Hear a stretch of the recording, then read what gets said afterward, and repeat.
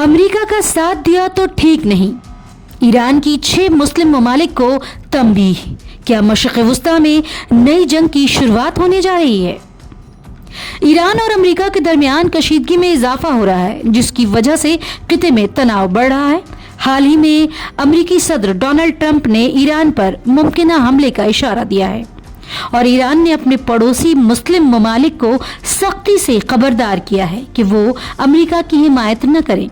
ایران نے واضح کیا ہے کہ اگر کوئی ملک امریکی حملے میں مدد فراہم کرے گا تو اسے دشمنی سمجھا جائے گا اور ایران ان ممالک کے خلاف جوابی کارروائی کرنے کا حق محفوظ رکھتا ہے۔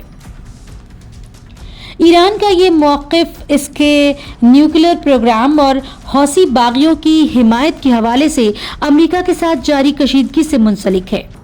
ایران چاہتا ہے کہ اس کے پڑوسی ممالک کسی تنازع میں شامل نہ ہوں تاکہ امریکہ خطے میں تنہا رہ جائے، جس سے امریکہ کو مشکلات کا سامنا کرنا پڑے۔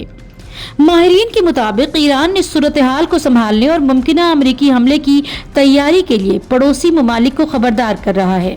ایران کی اس حکمت عملی کا مقصد خطے میں اپنی پوزیشن کو مضبوط کرنا اور امریکہ کے خلاف مزاحمت کو برقرار رکھنا ہے۔